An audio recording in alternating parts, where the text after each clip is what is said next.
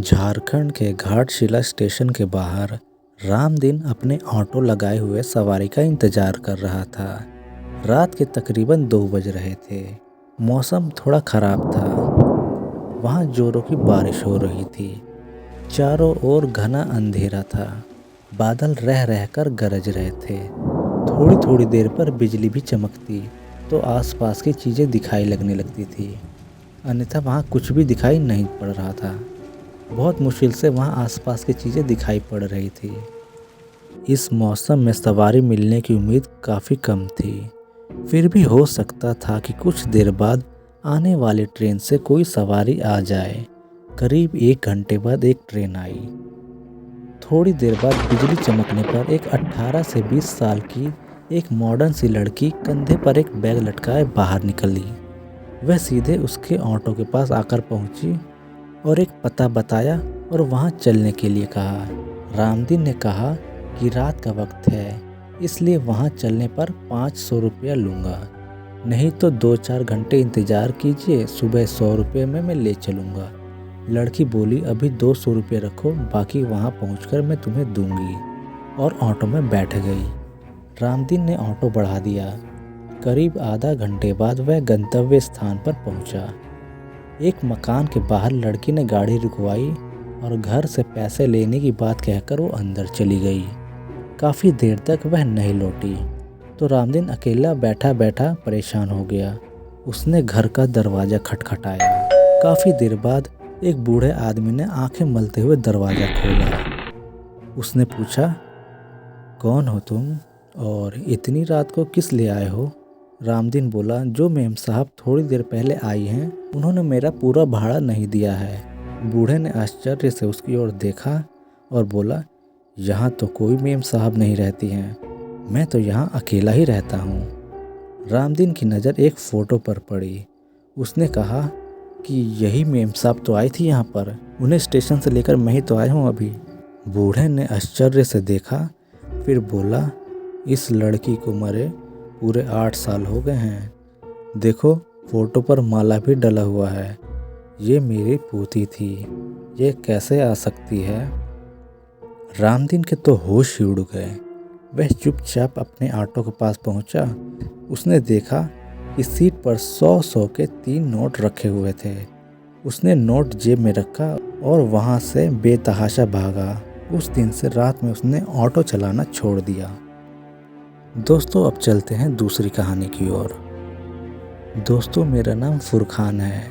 मैं 25 साल का हूँ। मैं जो आपको कहानी बताने जा रहा हूँ वो एक सच्ची घटना पर आधारित है।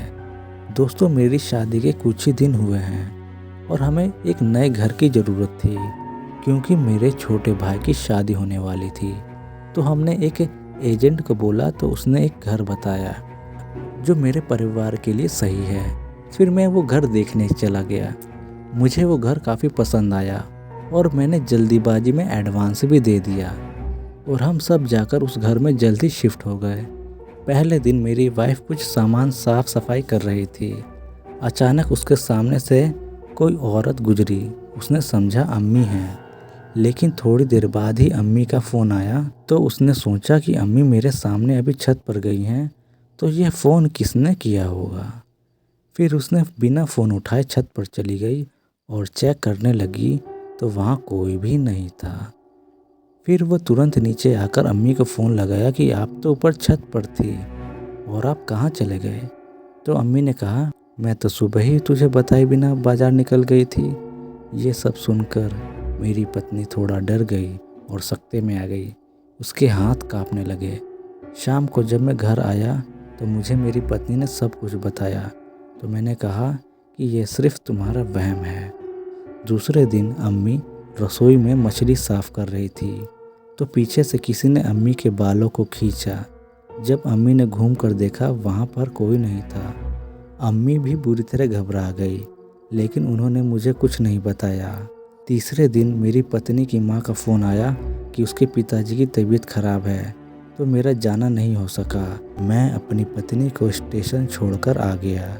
रात को जब अपने बेडरूम में सो रहा था तो मुझे नींद नहीं आ रही थी। जब मैं उठने लगा तो मैं उठ नहीं पाया, जैसे किसी रूहानी ताकत ने मुझे रोक रखा हो।